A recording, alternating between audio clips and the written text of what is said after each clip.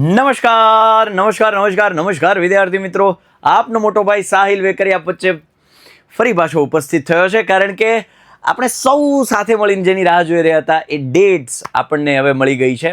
અને એમાંય ખાસ કરીને ગુજરાતના નામાંકિત ન્યૂઝપેપરની અંદર આજના જ આ ન્યૂઝ છે કે સોમવારે ધોરણ 12 સાયન્સ અને કોમર્સ તથા બુધવારે ધોરણ 10નું પરિણામ જાહેર થશે. એટલે કે ધોરણ 10ના વિદ્યાર્થીઓ જેની આતુરતાથી રાહ જોઈ રહ્યા હતા એ 6 તારીખ અને બુધવારે આપણને હવે રિઝલ્ટ જોવા મળવાનું છે. વિદ્યાર્થીઓ www.gseb.org પરથી તમને રિઝલ્ટ જોવા મળશે. પણ વિદ્યાર્થીઓ, I am very excited for the પ્રચંડ રિઝલ્ટ ઓફ વિદ્યાકુલ. હું બહુ એક્સાઇટેડ છું કે આ વખતે વિદ્યાકુલ આપશે સમગ્ર ગુજરાતને પ્રચંડ રિઝલ્ટ. અને એની તૈયારીઓ અમે અત્યારે અમારી સાઈડથી તો રિઝલ્ટ સેલિબ્રેશનની તૈયારીઓ શરૂ થઈ ગઈ છે.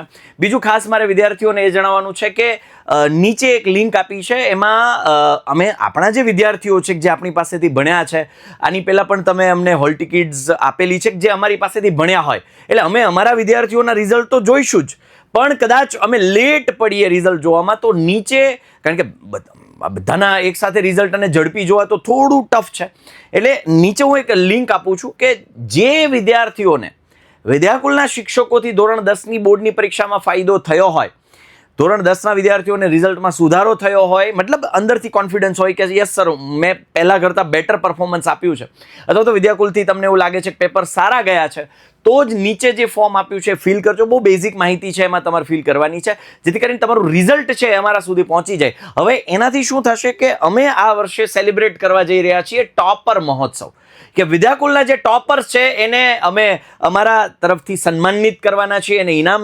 આપવાના છીએ. તો ક્યાંક એ રિઝલ્ટ જે હાઈ છે એ રહી ન જાય, બરાબર, કે જેથી કરીને વિદ્યાર્થીઓને ઇનામ મળવાથી વંચિત ન રહી જાય. તો તમને જો ફાયદો થયો હોય તો જ નીચે ફોર્મ છે એ ફિલઅપ કરજો, જેથી કરીને તમારું રિઝલ્ટ અમારા સુધી પહોંચી જાય, બરાબર છે. વિદ્યાર્થીઓ, ખાસ 10માના રિઝલ્ટ જેવા જાહેર થશે એટલે વિદ્યાર્થીઓ અસમંજસમાં મુકાશે કે સાહેબ સાયન્સ રાખવું, કોમર્સ રાખવું, આર્ટ્સ રાખવું કે ડિપ્લોમા જવું. વિદ્યાર્થીઓ, એ તમારું મૂંઝવણ પણ હું અત્યારે સોલ્વ કરી દઈશ. એ પહેલાં ખાસ અત્યારે એ જોઈ લો કે 75,000થી વધુ શિક્ષકોએ 46 દિવસમાં 15.28 લાખ વિદ્યાર્થીઓનું ભાવિ કંડાર્યું, એટલે કે પેપર્સ ચેક થયા, ડેટા એન્ટ્રી થઈ અને પછી આખું રિઝલ્ટ છે તમારા સુધી પહોંચશે, બરાબર. કે ધોરણ 10ના કુલ 9,07,175 વિદ્યાર્થીઓ નોંધાયા હતા, જેમાંથી 7,69,994 એટલે કે નિયર અબાઉટ 7,70,000 નિયમિત વિદ્યાર્થીઓ હતા. નિયર અબાઉટ 20,000 જેટલા વિદ્યાર્થીઓ ખાનગી અને 70,700 જેટલા રિપીટર અને 5,000 ખાનગી રિપીટર અને 41,000 પૃથક વિદ્યાર્થીઓએ છે એ કે પરીક્ષાઓ આપી છે. તો યસ વિદ્યાર્થીઓ, આ બધા જ વિદ્યાર્થીઓનું રિઝલ્ટ પ્રકાશિત થવાનું છે, તમારા સુધી પહોંચવાનું છે, આખા વર્ષની મહેનતનો નિચોડ તમને મળવાનો છે.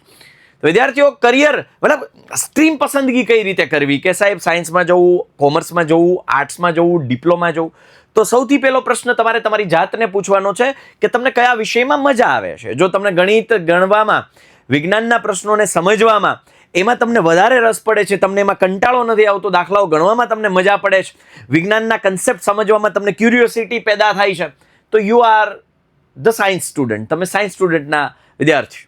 તમને જો બિઝનેસમાં રસ છે અથવા તો તમને બિઝનેસને મેનેજ કરવામાં રસ છે, મેનેજમેન્ટ કરવામાં તમને રસ છે, અંદરથી એવું થાય કે હું લોકોને સંભાળી શકીશ, લોકોને કામ સોંપી શકીશ, લોકો પાસેથી કામ લઈ શકીશ, બરાબર, કોઈ કંપનીને ગ્રો કરી શકાઈશ, બરાબર, અથવા તો હું પોતાની કંપની બનાવી શકીશ, અથવા તો લોકોને કંઈક નવું આપી શકીશ, નવી પ્રોડક્ટ આપી શકીશ, then you are made for commerce stream. અને જો તમને ભાષાકીય વિષયોમાં રસ હોય, ઇતિહાસ જાણવામાં રસ હોય, હ્યુમન સાયકોલોજી સમજવામાં રસ હોય, લોકોની માનસિકતાઓ પ્રત્યે તમને એવું જાણવા માટેનો રસ હોય, તમને થિયરી વધારે યાદ રહી જતી હોય, ભાષાકીય વિષયોમાં તમને યાદ રહી જતું હોય, તો તમે આર્ટ્સ રાખી શકો છો, બરાબર. તમે જો કોઈ ડાયરેક્ટલી તમારે ઇજનેરી ક્ષેત્રમાં જવું છે, તમને મશીન સાથેનો પ્રેમ લગાવ વધારે છે, તો તમે ડિપ્લોમા સ્ટ્રીમને વધારે પસંદ કરી શકો છો. એટલે બીજું, ઘણી વખત છે એ તમે સિલેબસ જોતા જ નથી અને તમે સ્ટ્રીમ પસંદગી કરી લો છો.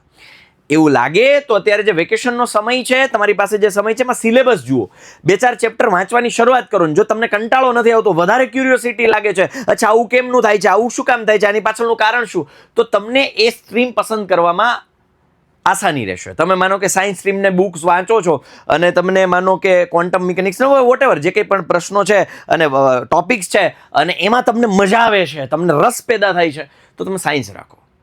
સમજાય છે? તો આ બધી વસ્તુઓ મેટર કરે છે સ્ટ્રીમ પસંદગી માટે. કોઈ કહી દે ને તમને, ઘણા કે સાહેબ મને સાયન્સ રાખવું, શું કામ? તો કે મામાના છોકરાએ રાખ્યું હતું ને અત્યારે સારો પગાર મેળવે છે. મારે કોમર્સ રાખવું, શું કામ? મારા ફઈનો છોકરો સીએ છે, મારે સીએ થવું છે. એટલે આમ સ્ટ્રીમ પસંદગી ના થાય. ત્રીજી વસ્તુ, રિવર્સ એન્જિનિયરિંગ એ કરી શકાય કે ભાઈ માનો કે ઘણા એમ કે સાહેબ મને બ્લડ જોઈ અને મને મારથી ન રહી શકાય, તો તમે ડૉક્ટર બનવા માટે બન્યા જ નથી. વાત સમજીશ? તમે સર મારથી બળવાળું કામ ન થાય, તો મશીનરીમાં અથવા તો મારું કોડિંગમાં કમ્પ્યુટરમાં મારું મગજ ન ચાલે, તો તમે બીસી આઈટી ફિલ્ડ માટે બન્યા જ નથી. લાઈક સમજાય છે તમને?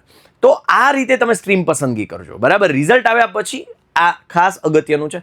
બીજું, રિઝલ્ટ જે કંઈ પણ આવે એ ચાહે 50% હોય, 52% હોય, 42% હોય, કે કદાચ એક વિષયમાં આપણે ન પણ નીકળીએ કે પછી 98% હોય, 99% હોય, 92, 95, 97% હોય કે 89%, 85, 75, 78, જે કંઈ પણ પર્સન્ટેજ આવે છે એને દાંત કાઢતા સ્વીકારવાનું છે. આગળના પ્લાનિંગ્સ શું કરવાના છે એમાં હવે બુદ્ધિ દોડાવવાની છે. જે થઈ ગયું છે એ થઈ ગયું છે, જે વીતી ગઈ છે એ વીતી ગઈ છે, જે સમય આપણા હાથમાં નથી એ જતો રહ્યો છે. હવે પછીનો સમય જે આપણા હાથમાં છે એને કઈ રીતે સુધારી શકીએ અને ભવિષ્યના આયોજન કઈ રીતે કરી શકીએ એના ઉપર ફૂલ્લી ફોકસ રહેવાનું છે.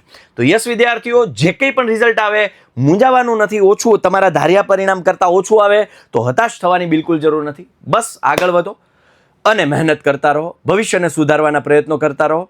બરાબર છે? તો યસ, ખાસ 6 તારીખે ધોરણ 10નું રિઝલ્ટ, ટેન્ટેટિવ ડેટ્સ કહી શકાય. હજુ તો આ પ્રેસ નોટ છે, મતલબ કે નામાંકિત સમાચાર પત્રોમાં આ ડેટ આવેલી છે, એટલે માની શકાય કે આ ડેટે આપણું રિઝલ્ટ આવી જશે. આવશે તો પછીના આયોજનો માટે પણ તમે ખાસ અહીંયા નીચે મેં ફોર્મ આપ્યું છે, એટલા માટે કીધું છે કે રિઝલ્ટ તમારું જો તમે પહેલાં જોઈ લો તો એ રિઝલ્ટ ખાસ એ તમે અપલોડ કરી દેજો, જેથી ટોપર મહોત્સવમાં અમારા જીગરના કલેજાઓ છે એ સન્માનને પાત્ર છે, એ ક્યાંક સન્માનથી વંચિત ન રહી જાય. એટલે ખાસ વિદ્યાર્થીઓ, ફરી પાછા મળીએ છીએ રિઝલ્ટના દિવસે, રિઝલ્ટના સેલિબ્રેશનમાં. થઈ જજો તમે તૈયાર, અમે પણ થઈશું તૈયાર. અને ખાસ સુરતના વિદ્યાર્થીઓ માટે આપણા ઓફલાઈન સેન્ટરે ધોરણ 10ના રિઝલ્ટના દિવસે બપોર પછી સુરતમાં રિઝલ્ટનું સેલિબ્રેશન ગોઠવેલું છે. એટલે સુરતના દરેક વિદ્યાર્થીઓ કે જે વિદ્યાકુલ પાસેથી ભણ્યા છે, વિદ્યાકુલમાં કંઈક એને બેનિફિટ થયો છે વિદ્યાકુલના શિક્ષકોથી, તો આપણું ઓફલાઈન સેન્ટર મોટા વરાછામાં છે, ત્યાં આપણે સેલિબ્રેશન રાખેલું છે. તો આપણે બધાએ, તમારા વાલીઓ આવશે તો પણ અમને વધારે ગમશે, તો આપણે બધા ત્યાં એકત્ર થઈશું રિઝલ્ટના સેલિબ્રેશન માટે મોટા વરાછામાં ધોરણ 10ના રિઝલ્ટના દિવસે 6 તારીખે. Okay? So yes, all the best for your results. વર્ષની મહેનત તમારી સામે આવવાની છે, જે આવે એને સહર્ષ સ્વીકારવાની છે. Bye, take care. જય હિન્દ, જય ભારત. ભારત માતા કી જય. વંદે માતરમ. જય જય ગરવી ગુજરાત. જય હિન્દ.